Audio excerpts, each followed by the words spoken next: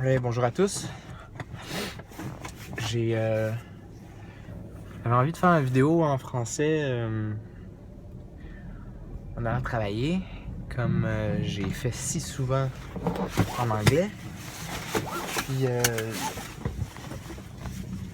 mais comme je l'anticipais, c'est difficile, c'est vraiment difficile pour moi. Je suis pas aussi enragé là, que François ces temps-ci. Mais au niveau des sujets de discussion, je me retrouve soit à répéter des trucs que j'ai dit en anglais, soit dans le passé ou récemment, ou je me retrouve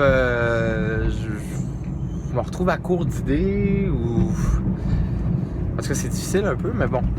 Aujourd'hui, j'aimerais ça faire une vidéo pour continuer un peu mon processus de me présenter là, en français aux gens. Encore une fois, pour ceux qui m'ont pas suivi en anglais. Donc, aujourd'hui, j'aimerais ça parler des... il y a une expression anglophone là-dessus, ça s'appelle le bucket list. En français, je sais pas comment ça s'appelle. Je sais pas comment le dire, mais... dans le fond, j'aimerais ça, comme je dis, continuer ma présentation de moi-même en vous parlant des jeux que j'affectionne, que j'aime et que j'aimerais me procurer prochainement. Je suis pas un collectionneur compulsif. Tu sais, mettons quelqu'un là, qui veut la ligne au complet de World of Darkness, tu sais, ou mettons la ligne au complet de... je sais pas moi, de Shadowrun, là, de tous les jeux, là, toutes les sourcebooks, toutes les additions, toutes les éditions aussi, bref, je suis pas comme ça du tout, là, vraiment pas, sauf que quand t'es passionné par le hobby, puis que tu tripes sur les livres, puis que, bon, etc., là, évidemment, tu finis par te ramasser une genre de collection au fil du temps. Puis, je pourrais vous parler des livres que j'ai en ce moment pour commencer, puis après ça, élaborer sur ceux que je veux me procurer prochainement. En ce moment, j'ai en ma possession, je vais y aller en ordre. Le premier livre que j'ai acheté, c'est Shadowrun, 4e édition, édition 20e anniversaire. J'avais acheté ça avec la boîte là, du débutant qui venait avec. Puis après ça, je me suis procuré le livre. L'autre que j'ai acheté après ça, c'était quoi? C'était... je me souviens pas exactement dans l'ordre, mais j'ai eu après ça le Nouveau Monde, New World of Darkness. Donc World of Darkness, là, le Nouveau Monde. Donc le jeu générique là, de World of Darkness, l'espèce de petit livre noir, le jeu de règles, le livre de règles. Avec ça, j'avais été intéressé, puis j'ai jamais eu la chance de jouer encore là, à Hunter de Vigil, qui se trouve à être la version où c'est que tu joues des humains dans le New World of Darkness, tu chasses les monstres. Puis j'avais été intéressé par ça dans le passé aussi, je l'ai pas encore joué, ça, c'est quelque chose que je veux jouer un jour. Après ça, j'ai eu Désolation. Là, ça, c'était la découverte de Ubiquity, du système Ubiquity, qui est un jeu de fantasy post-apocalyptique. Ensuite, j'ai eu Traveler de Mongoose. Ensuite, que j'ai fait une campagne complète avec du monde de YouTube, d'ailleurs, donc Sean Driscoll, Captain Gutnog, Rob Davis de Swamper, puis Bash Biznet. On avait fait une affaire comme 20 sessions en ligne. Super cool expérience. Après Traveler, qu'est-ce que j'ai eu? J'ai eu Fate Core. Ensuite, qu'est-ce que j'ai... Après ça, je pense que je suis allé dans les jeux indie. J'ai reçu en cadeau Burning Wheel Gold. Puis après ça, je suis allé à PAX à Boston. Quand je suis allé à PAX à Boston, je me me suis ramassé dans la section des designers indépendants. Il y avait des booths, là, comme toutes dans le même coin, là. Puis là, je parlais avec tous les designers qui étaient là, puis on avait des conversations sur plein d'affaires. Puis là-bas, les jeux sont vraiment pas chers, t'as pas de taxes, puis t'es vendent là, moins cher encore que... T'as pas de shipping, t'as pas de taxes, puis t'es vendent vraiment le prix basique. Fait que j'en ai acheté plein, je suis revenu de là avec un sac plein, là. Je suis revenu de là avec Torchbearer, Siren, Apocalypse World,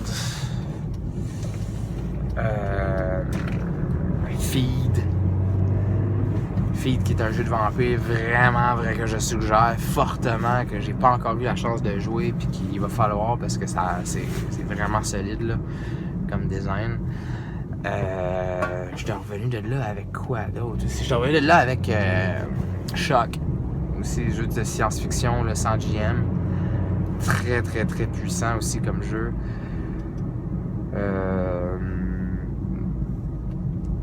Bref, est-ce qu'il y en a qui m'échappent en ce moment? Je ne penserais pas que j'en oublie tant que ça. Quoi d'autre? Ah oui, à un moment donné, j'ai acheté aussi Advanced Fighting Fantasy. Ça, c'est François Letarte qui...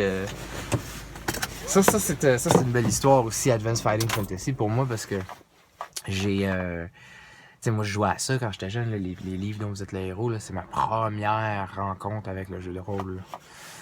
J'allais à la bibliothèque municipale, puis... tu sais, c'était pas trop long que j'avais fait le tour de toute leur collection qu'il y avait à la bibliothèque, puis là, j'étais rendu insatisfait, ça m'en prenait plus, puis j'avais jamais eu la chance de jouer. Pour ça, j'étais tombé dans les jeux vidéo. Bref, j'ai Advanced Fighting Fantasy aussi. Puis, après ça, c'est pas mal ça, hein? Ma collection actuelle, je n'ai pas beaucoup. Je suis très sélectif. Quand j'ai commencé, parce que j'ai eu la chance de, comme je l'expliquais, j'ai eu la chance de connaître mes goûts, de connaître les, tu sais, le design un peu là, dans les 4 dernières années là, avec le vlogging, puis j'ai rapidement su là, qu'est-ce que j'avais de besoin, qu'est-ce que je voulais pas, qu'est-ce que j'aimais pas, puis oh. Ah mon Dieu. Qu'est-ce que j'aimais puis qu'est-ce que j'aimais pas. Fait que ça a fait en sorte que dans mes achats, je fais vraiment attention, je fais mes recherches avant, puis je vais pas acheter n'importe quoi. Là. Fait que là, en ce moment, il y a DCC, Dungeon Crawl Classic qui s'en vient, G7C, deuxième édition. DCC, la quatrième, le fourth printing, la quatrième... Pas édition, mais quatrième impression. Dans le fond, lui, c'est un Kickstarter que j'ai backé, fait que je sais qu'il s'en vient. Puis G7C, comme je disais, G7C, deuxième édition. Puis ça, je pense que ça fait le tour de qu'est-ce que je possède. Ah, j'ai mis Farog. Aussi. Que ça aussi, c'est une belle histoire qui m'avait été envoyée par Tulian Perspective, là, Varg Vikernes, le designer, justement pour faire un review sur Internet. J'ai Dread aussi, que j'avais pris à PAX. Ça, c'est le jeu d'horreur là, avec la tour Jenga. Puis moi, dans le fond, c'est ça. Tous mes jeux que j'achète, c'est tout le temps focusé sur un genre. Donc, quel est le meilleur système pour émuler un thème ou un genre? Comme par exemple, les meilleurs jeux d'horreur pour moi, c'est le New World of Darkness puis Dread. Après ça, je me dis, ok, qu'est-ce que ça me prend pour faire du vampire? Ben, moi, je tripe sur Vampire la Mascarade. Fait que c'est certain que je vais me procurer le 20e anniversaire, à un moment donné. Ah oui, j'ai Mage the Ascension, aussi 20e anniversaire. Qui pour moi, c'est un de mes settings préférés, sinon mon setting préféré. Et puis j'aime le système aussi. Là. C'est des grands classiques. Là. Donc, c'est ça, c'est que moi, j'ai toujours acheté en fonction du genre ou du thème. Donc, par exemple, quel est... Comme le meilleur jeu pour moi pour faire du western, c'est Aces and Eight.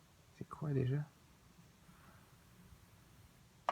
J'aimerais ça avoir Call of Cthulhu 7e édition, évidemment. Shadowrun Anarchy, ça vous le savez, j'en ai parlé dans ma chaîne en... Shadowrun, Call of Cthulhu 7e édition, c'est juste parce que Call of Cthulhu, il faut que je le découvre, là, je n'entends parler, puis jamais je l'ai lu, jamais je me suis intéressé, puis c'est comme un grand classique. Et la 7e édition fait le tournant moderne. Et ça, j'aimerais ça vraiment le voir. Qu'est-ce que c'est, puis qu'est-ce que Runeslinger discute, là, que justement dans son long review, qui est vraiment une excellente vidéo que j'ai écouté à plusieurs reprises. Fait que celui-là un jour aussi.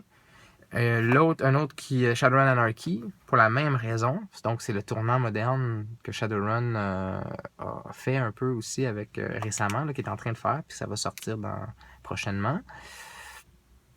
Fait que ça, c'est pas mal qu'est-ce que je veux m'acheter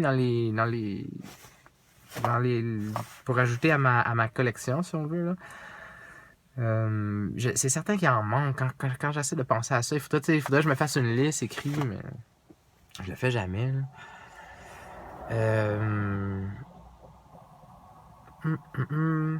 Est-ce que vous voyez un peu ce que je veux dire? T'sais, moi, ma démarche, elle est vraiment très axée sur... Ah oui, un autre qui m'intéresse, c'est le genre zombie. Dans le genre zombie, ça fait longtemps que je me cherche un bon jeu pour ça. Puis là, je pense que je l'ai trouvé. C'est Outbreak Undead 2e édition. Là, j'ai envoyé un email à la compagnie, justement, hier, pour savoir si... Parce que là, ils ont une boîte, là, il y a un starter kit. Ils disent ça, les starter kits, là, tu sais, moi, j'aime pas trop ça. C'est le genre de truc de marketing, là. T'achètes le starter kit, t'as la boîte, là, t'as plein d'aides de jeu, là, genre des cartes, des dés custom, des trucs comme ça. Des dés spéciaux pour le jeu, puis t'as le set de règles de base, genre, qui vient avec la belle boîte et les feuilles les paquets là, collés là, de feuilles de perso et tout ça. Sauf que là, après ça, tu achètes la boîte, tu payes full price, full prix. Gros prix. Puis après ça, 6 mois plus tard, ils sortent le gros livre de règles avec toutes les informations manquantes que toi, t'as pas. Il faut que tu leur payes encore le gros prix, tu sais. Fait que ça, je suis vraiment pas... ça, je déteste quand les gens de l'industrie font ça, quand les compagnies font ça. Puis, fait que je leur ai envoyé un email pour leur demander est-ce que je me prends la boîte ou il faut que j'attende le livre, tu sais. Bref. Mais ouais, Outbreak Undead 2e édition, j'ai fait mes recherches, j'ai lu comme un paquet de différents jeux de zombies. Puis c'est celui-là qui est le plus moderne, c'est celui-là qui est le plus intéressant en termes de système, en termes de règles de jeu, en termes d'aspect gamiste aussi, là, parce que je suis très gamiste là, dans mon approche. J'aime ça avoir des sous-systèmes, j'aime ça avoir des règles pour à peu près tout le temps, puis manipuler ces mécaniques-là. Là. Donc, ouais. Puis Outbreak Undead aussi, il est un peu simulationniste en même temps. Puis en ce moment, je trippe sur la simulation. J'apprends à découvrir ça de plus en plus. Alors voilà. Fait que ouais, c'est ça. Donc, je voyais un peu ma démarche. Tu sais, moi, je suis vraiment du genre à m'intéresser à une certaine thématique, une certaine forme d'expérience de jeu de rôle, esthétique surtout. Puis à partir de ce moment-là, genre, je fais mes recherches, puis je fais ma sélection à travers tous les millions de jeux. Puis fait que ça me sert à rien, mettons, d'avoir 4 versions différentes ou 5 versions différentes d'une manière de faire.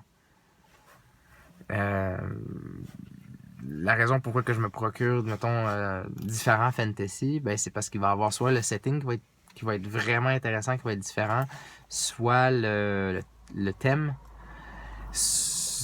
puis soit carrément l'approche mécanique. Puis tu sais, il y a tellement de jeux de rôle fantastiques, il y a tellement de belles approches, là, différentes approches que c'est pour ça que ce genre-là, j'en ai plus. Mais sinon, les autres, là, tu sais, comme là, en ce moment, c'est ça. Bref. Quoi d'autre que je pourrais vous dire par rapport à ça, mais je pense que c'est pas mal là où j'en suis. Là. Ce que j'aimerais vraiment avoir en ce moment, c'est un jeu pour faire de la guerre. Une autre affaire que j'aimerais avoir là, pour compléter cette approche-là là, que j'ai, c'est un jeu pour faire la guerre contemporaine. Un jeu de guerre moderne. Là. Tu sais, je pourrais recréer... ou juste un jeu de guerre. Hein. Ça serait cool qu'il y ait ça, un jeu de guerre que tu peux adapter à toutes les époques. Fait que tu peux faire de la Première Guerre mondiale avec, tu peux faire de la guerre d'Afghanistan, de la guerre de Corée, tu peux recréer la Bosnie avec, si tu veux, ou carrément en inventer une. faire la troisième, là, qui n'est pas encore là, avec la Russie, mettons. Puis t'as pas le... Il y aurait GURPS, mais GURPS, tu sais, GURPS, un jour, peut-être que j'aimerais ça l'essayer. Ben, je l'ai déjà essayé, mais peut-être que j'aimerais ça me le procurer. Mais c'est parce que, comme j'expliquais, les systèmes génériques, habituellement, tu, ça devient insatisfaisant assez rapidement. Mais je pense que GURPS pourrait être bon pour faire ça. Parce qu'il est assez granulaire, là. Puis, parce que j'en avais déjà parlé avec Sébastien dans le passé. Puis il m'avait suggéré les livres, là, les compléments de règles et compléments de setting pour ça. Puis ça avait l'air très satisfaisant. Fait que bref, il pourrait avoir ça. Puis je pense que j'ai pas mal fait le tour. Alors, c'est un long vidéo. Je vais l'arrêter là. Ça fait que ça vous donne une idée un peu de où je m'en vais, qui je suis, c'est quoi mes goûts. Puis voilà.